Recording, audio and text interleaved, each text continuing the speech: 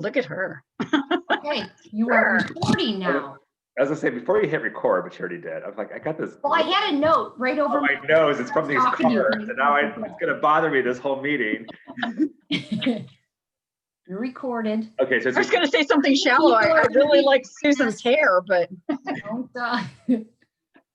all right, now that we're on the record. Okay. Hi, everybody. This is the meeting of the Economic Development Committee.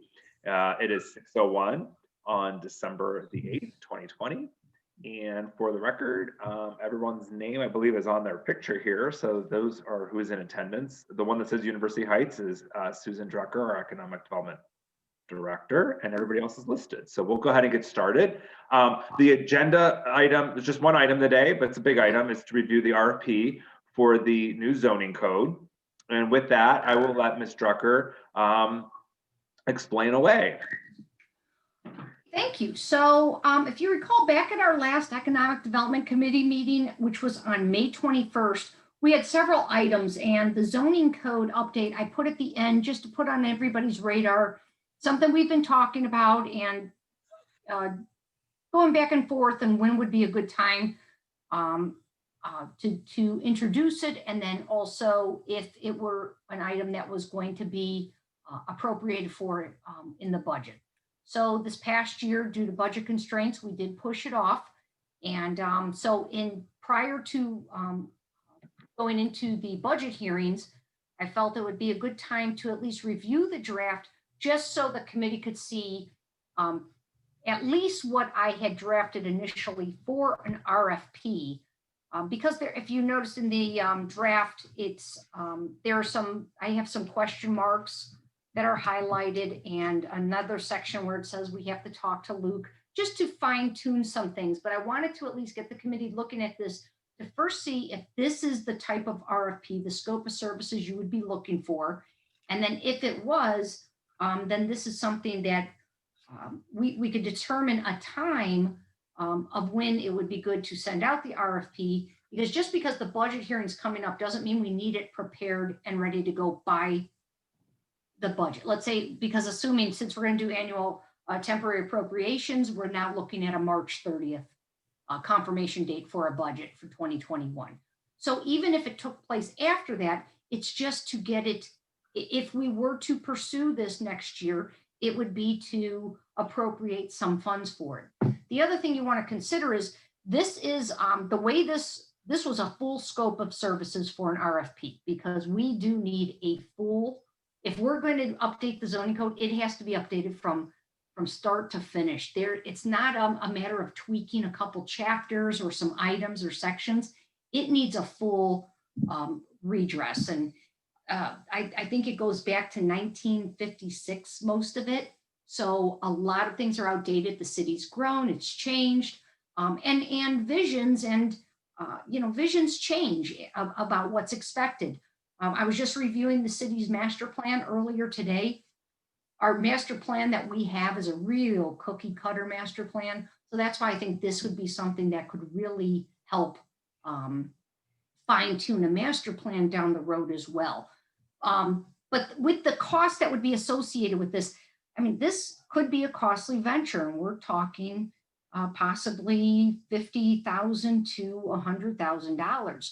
So something else the committee could consider is that if we, even though we have an RFP ready to go, and that's the whole idea of getting the draft before you, if we were to say, listen, we really can only afford up to $50,000 this year, then it's a matter of when you time it to send the RFP out. So it doesn't mean once it's completed, we have to send it out right away. If we want to sit and wait for 6 months and then send it out in June, then you're only appropriating the partial amount, because you're not going to spend the whole amount in the 2021 budget.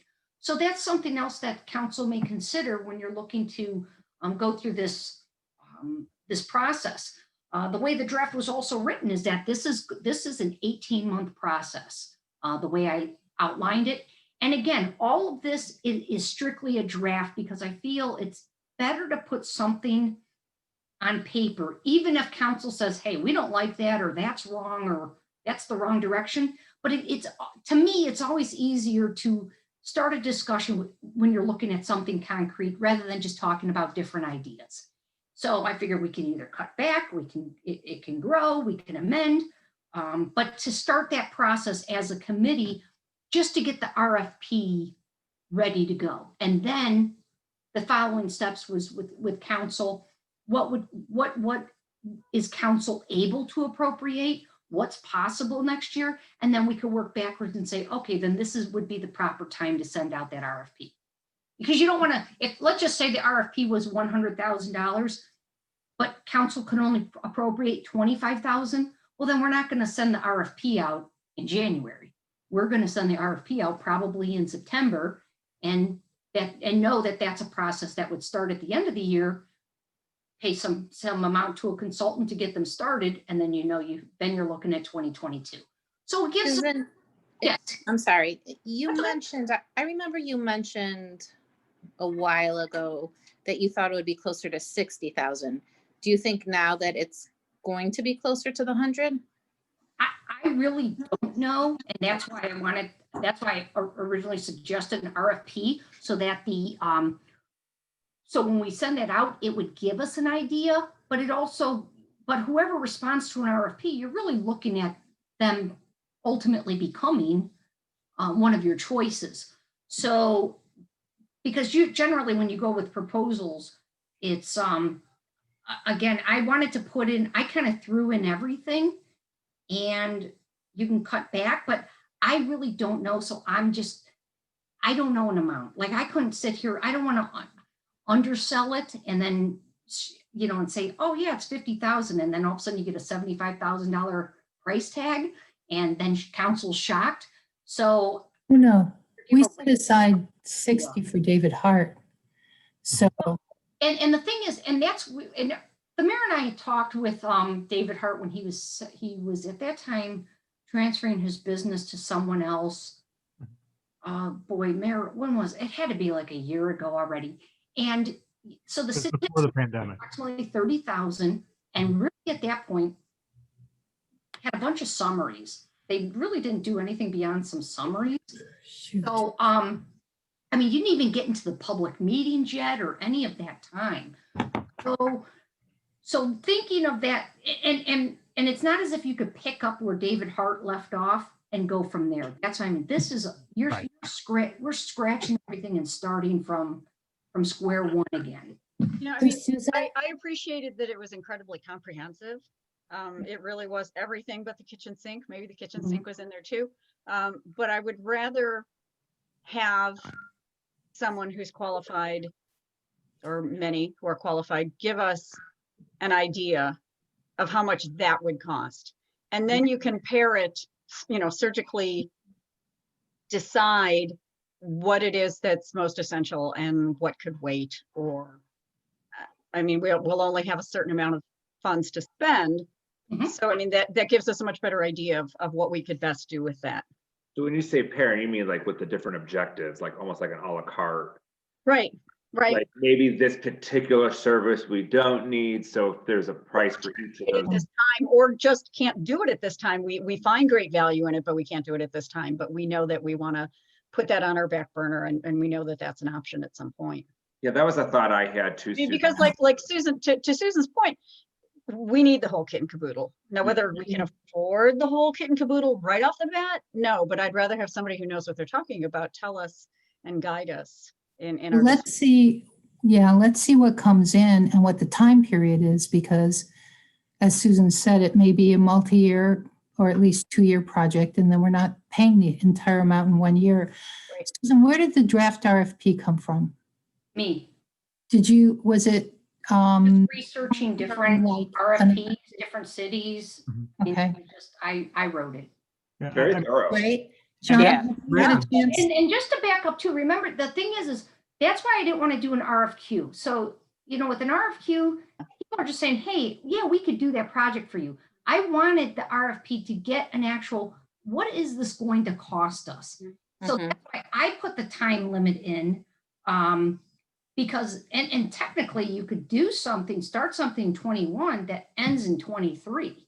Right. So it does stretch out we could stretch out the dollars too that way. But So yeah, so that, I mean, it's really, I just wanted to at least make sure we have an RFP that I'm on the same page as the committee and ultimately council, that this is what you're looking for, that this is something you would approve and get behind. And I think this looks really good, but John, you're the expert in this area, or far more expert than any of us. You see these things all the time, or something peripherally like this.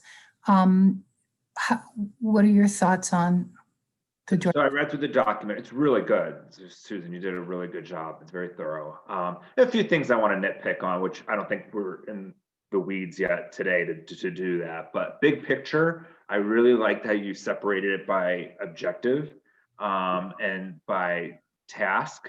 I think as Ms. Blankfeld said, that if it's something that we could assign a cost for the different tasks, then we will be able to know that, you know, maybe this particular task we can't do, or maybe we could work with the consultant to say, okay, so this particular one was 20,000. Can we push that into 21? And that could help with our timeline. So I hate doing like an a la carte, but sort of, I think if you can assign the cost in their RFP so that they separate it by task, then we can figure out how to best do a timeline within that.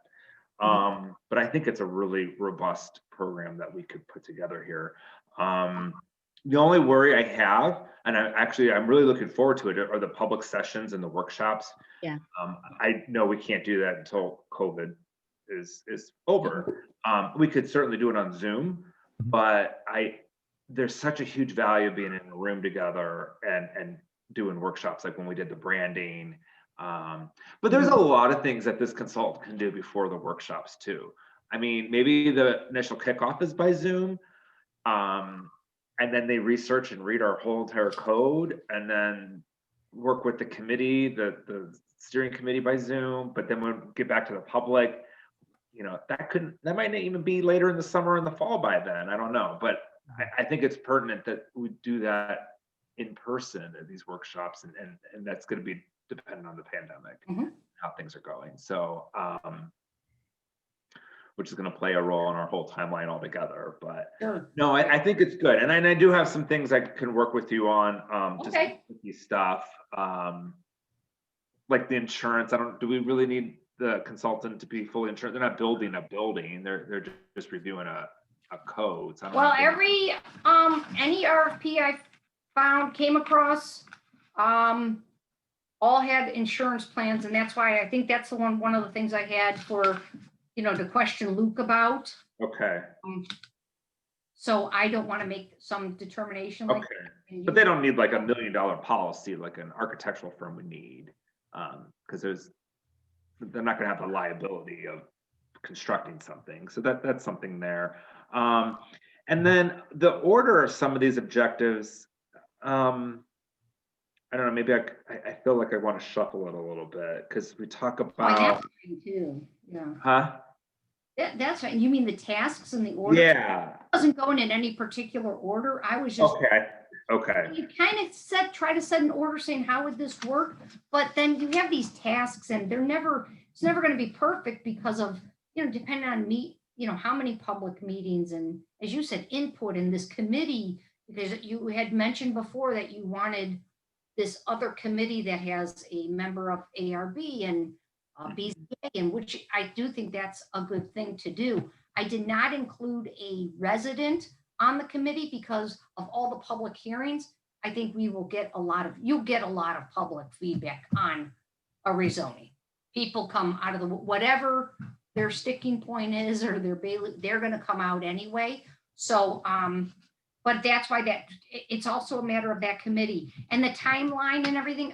I just threw dates in there just, again, to give an idea, just something that we could work with, because, and I kept going back to the timeline. And finally I was telling myself, okay, I'm just going to write a timeline just for discussion purposes, because I don't know when you want to start this. So, but yeah, this was not made. It started off in an order when you talk about purpose and the general scope.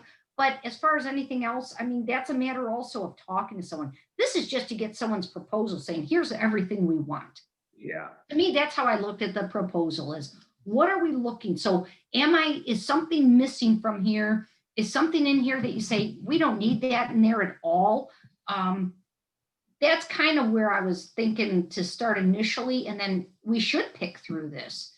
When you're And I saying think, use the yeah, nitpick or questions, we should, those are the things I think if we have a few more meetings about this RFP, maybe we, go through sections and tasks and the objective and say, is this what the committee wants? And then you're here to tell me. I just wanted to give you something to ponder.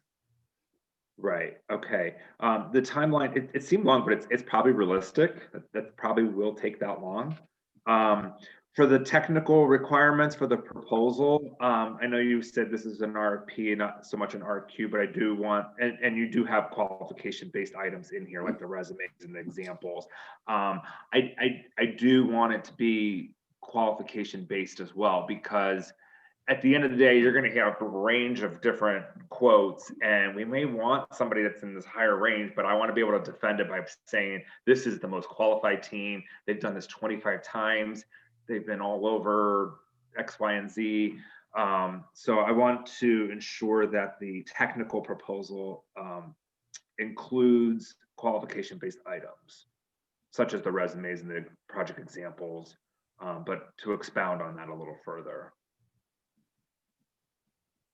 Yeah, I'm really impressed by the quality and the depth of the RFP, and I'm glad that John is leading this because he does have experience with it.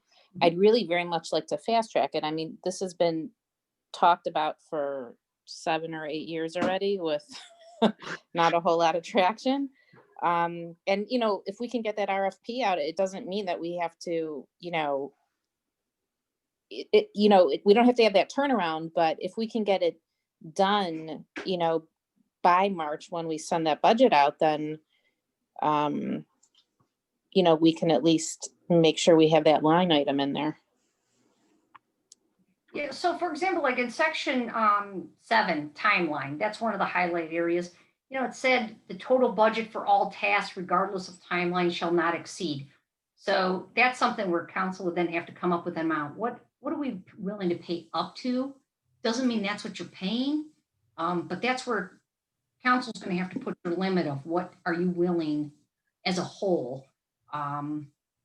Do we need to put a max in the proposal? Because to me, when In the contract, but when I submit our RFPs as an architect, when I see the number that the client gives, I'm like, oh, well, that's what they're willing to pay. So that's what I'll put. So you think keep it out? Is it okay? keep it out. Let's just see what we come up with. Yeah. see what we get. We'll know what Okay. the max is and the min, or, we'll know that, but. Okay. No, I didn't know. I figured we had, I don't know. I guess I thought I had to have an amount in. So Let's see what they come back with. I could just eliminate that last sentence. Yeah, Right? that was on one of my notes to talk about. Okay. I just don't know if it's necessary. Yeah, I'd like to see what their best estimate is. I mean, I would do the same thing if I know that somebody can spend $100,000. Why would I go lower? Yeah. Right.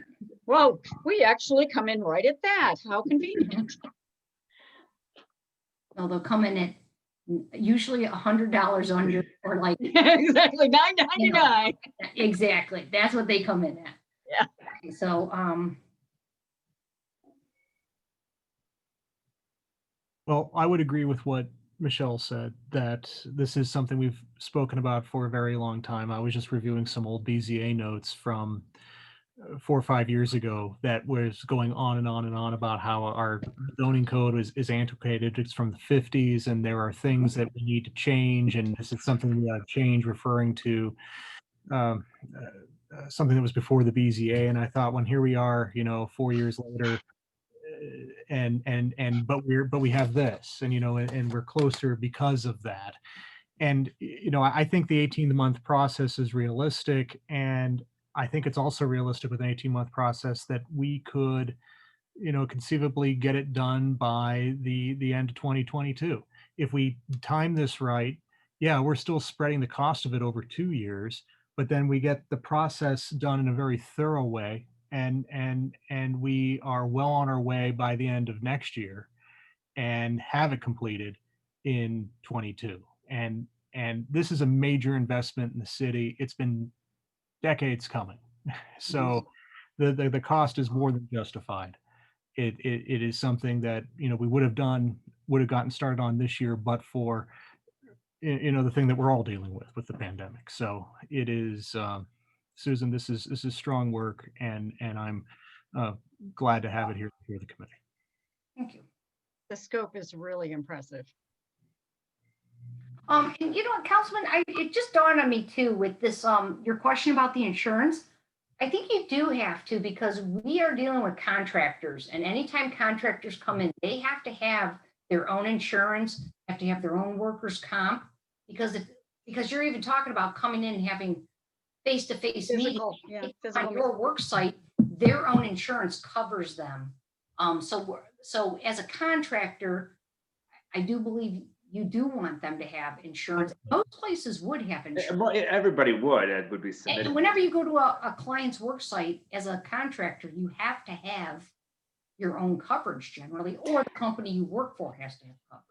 I just don't, yes, I think every firm that would submit would have insurance. I just don't think we need like a minimum of $1 million policy. Oh yeah, I don't think I put a minimum, I'm more right? concerned about the qualifications. I don't even know if you have that in here, but yeah, to me, that's just a small item that. So is the next step to have a working session? Whatever the committee, however you'd like to handle this. We're working session on what, to go through the RFP? Yeah, in terms of going through the RFP together. Oh, okay. I suppose, yeah, if everybody would come with their thoughts and notes, and we can go through article by article on here until we get it down to what we prefer to send to council. Do we have to send it to council first before we advertise? Well, usually wouldn't council have to authorize the mayor to advertise? Yeah, okay. About this RFP? I mean, typically council for these types of things, plus you're talking the dollar amount, so I think people should give their blessing to this to going forward with this. Yeah, I think it makes sense. To advertise for RFPs, and then yeah. when they come in, we would do whatever the interviews and everything, and then once you're going to grant a contract to somebody, then that would go through council as well. Okay, well, it sounds like the feedback I'm hearing that everyone's liking the first draft here. So if at the next meeting, if you could provide specific notes or specific items that you want addressed in the RFP, then we'll have to hash it out in the next meeting, and then it'll be ready for council approval. Does that sound fair, everybody? Does that seem logical? And if we come to the next meeting knowing we'll just go line by line, Yes. through the whole thing. And like you said, if everyone has their notes, we could just do that. And I think that'd be good. We can bang it out. I too want to say, being one of the people on council years ago who raised this at every council meeting, asking about zoning, when are we doing the rezoning? I'm really thrilled that you brought it back, Susan, and that you're running it, John. And John, you know better than anybody what those meetings were like. I'm still disappointed because I thought we had gotten farther, because it seemed like we had a lot of meetings. But we did have a lot of meetings. it just boggles me that we weren't farther than we hear now. But I'm thrilled, and I can't wait to see this get started. Yeah. I think it's definitely needed. And that's what, just from the initial conversations, I think the first time the mayor and I went into a meeting with this David Hart, we thought I couldn't find a lot of information in the city. The mayor had some, I had some, we're trying to put it together, but we knew it still wasn't what everyone thought. Much more had been done. And then when we met with him, I think, we were both a little shocked, like, hey, here's the reality. There wasn't a lot done. They never got to public hearing. It was really just summarizing what they think the city, like kind of like this RFP, like outlining what we should do, but never really got into the nuts and bolts. So The draft that they did have, and it was already, what was it, Mayor? I think it was already like six years old by the time you and I. right, and there were already things about it that were outdated and not really consistent, I think, with what we would want to be doing. You know, Right. it wasn't necessarily in step with the master plan, such as that master plan is. And when we've all spoken about, you know, what we think is different or ought to be, you know, more and better stated and more developed in the master plan, this didn't go there. There were things that it did cover that were interesting, but I think that we need to take a fresh effort at this, and this does that, and it's a modern, you know, effort. And I don't think there's anything in the heart material that we need to go back to at this point. This is all looking forward and going. Right. I agree. I mean, look how much has changed just in this last year with this pandemic. That it's totally changing the way we live in our homes and work in our homes now. You know, we're going to have more home-based businesses. Just in this last year, I mean, people are going to school in their home. I mean, the zoning code has to be relevant to today's time. Absolutely. I mean, when you talk Relevant, about that's the word. layout with ventilation, if that ends up being a thing, I mean, it was a thing in New York throughout much of the first part of the 20th century. When we have discussions now about accessory dwelling units and small homes and you know, the rise of Airbnb, you know, if these are things that we want to have or want to thoughtfully address within the zoning code, we're not going to find that going back to David Hart's work. We're going to find that going forward. Right. And just to throw another, remember too, I also have a new ordinance for the home-based businesses. That's on your plate too. Not to boggle it down with this meeting, but remember, I have that.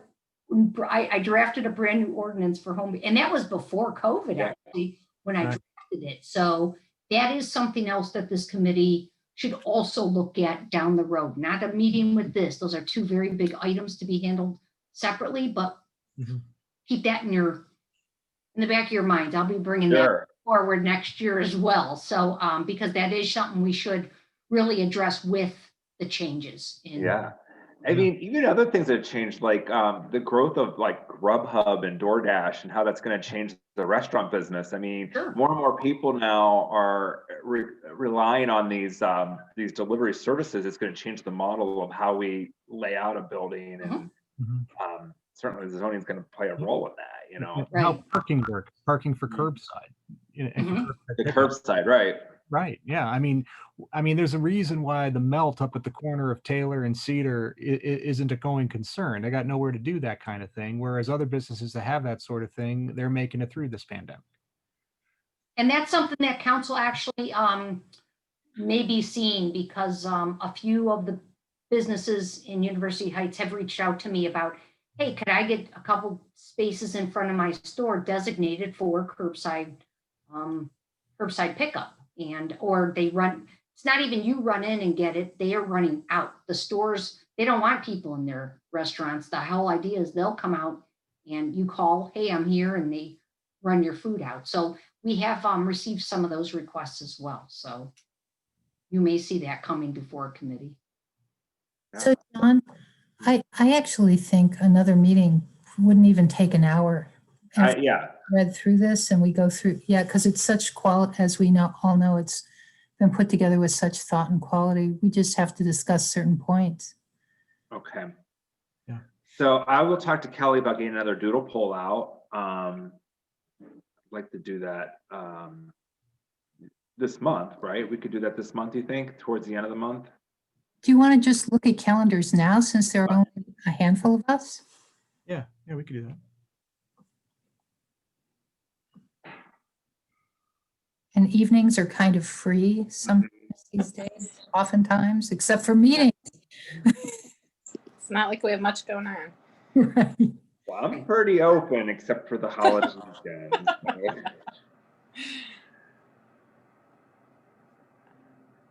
How about like the 29th? How about, what's next week with everybody? I'm wide open next week. I know Barbara was polling for finance. So, you know, whichever Building, yeah. night we don't do Building. Bill, Nice. yeah, I was gonna say, fine, what's, okay. building. Yeah, thank you. No, I saw the doodle poll for finance as well, but that's for January. There were so many dates Yeah. available, so it'll, Well, in the building, I know I responded 15th, 16th, and 17th because I was originally going to be Mhm. out. So yeah, next week would be, if one of those nights work, that'd be, Do we want to do the 14th since the doodle was for the other days? I can't do the 14th. Oh, that was the day you can't do. The 14th. I can't do the 16th, but I'm free the rest of the week. And you don't know where the building Well, is. we can always, you know, we always had back-to-back meetings, an hour for one meeting, an hour for the And next that's what meeting. today was And supposed that's what was, tonight was supposed to be. right. Right. So we could So do why that don't we if it just- starts at 6 or even a do little that. earlier is fine. So we could do the 15th, and then if more people were on building for the 15th, it could be at 7. There you go. Okay. Okay, let's do that. All right. I'll let Cully know. So the 15th at At 6. 6. 6. Okay. Okay. Oh, that'll get them all in next week. There you go. So that's the 15th at 6 o'clock. Perfect. Okay. Looks good. Yeah, because building was going to be at 7 no matter what Correct. on any of those days. Okay.